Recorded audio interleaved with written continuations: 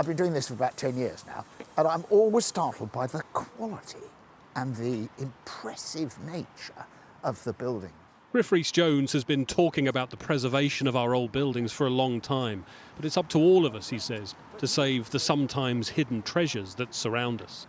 He's president of the Victorian Society, and it's asking the public to nominate threatened buildings for a list of the top 10 endangered. These buildings are important buildings, often, and there are many, many reasons why we should think about them.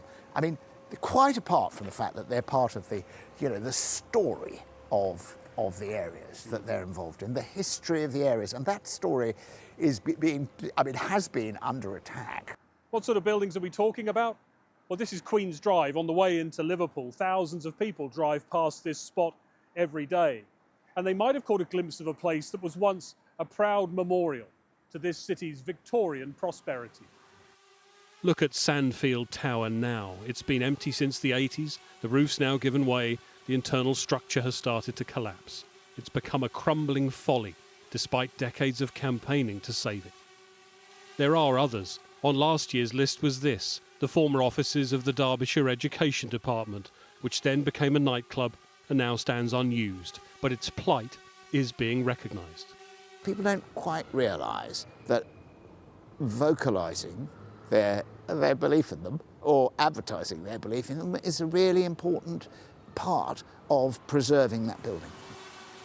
With the pressure to create more housing, there is a very modern reason to save old buildings.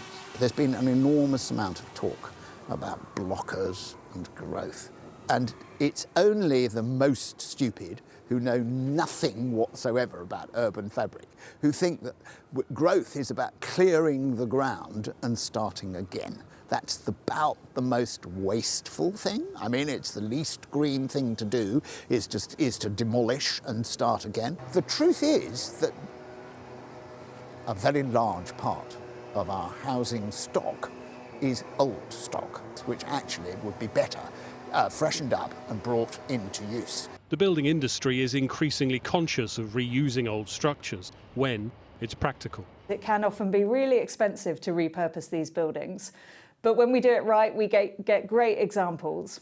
I think one of the challenges, though, is that not everyone knows what good looks like. There's a very different set of planning policies across the UK, and results will be quite difficult sometimes to get through our planning system. But we try, and there's a lot of will there. Griff Rhys Jones says there's a lot the Victorians left us that we should be grateful for. It's up to us if we want to save them. Greg Milam, Sky News.